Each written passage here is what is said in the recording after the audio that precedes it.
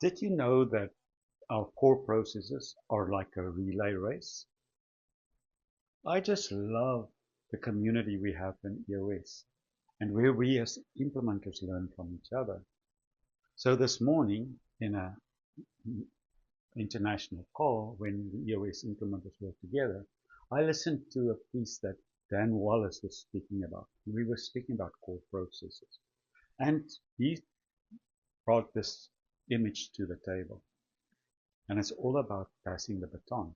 You see, in a relay race, one athlete starts with a baton in hand, and their sole purpose is to get that baton as quickly as possible to the second athlete and to transfer it without dropping it so that that person can go and finish their part, etc., etc. And the last person has to run across the winning line with a baton in hand. And of course, the fastest team wins. Now, he likened our core processes to that whole process. And he actually brought up 5 points, five core process questions that will really help you to make your core process more successful. And it's very similar to passing the baton. The first thing is you need to know is what is the purpose of this core process? Then secondly, when does it start? And when does it end? Thirdly, when does it end is thirdly, when is it done? Then number 4, how can we measure, what can we measure at the end to know it was done successfully? And lastly, what are the handoffs? Who's handing it off to whom in the beginning and who's handing it off to whom at the end? So this is very similar to a relay race. We know the purpose is to get the baton as quickly as possible around the track. That's the purpose. When does it start? The moment the gun goes. When is it done?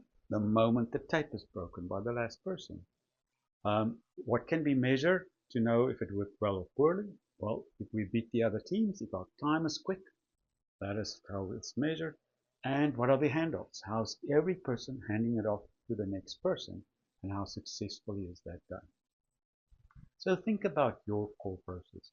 And each one of them, if you can master these 5 things, it'll really make sure that your core process is successful.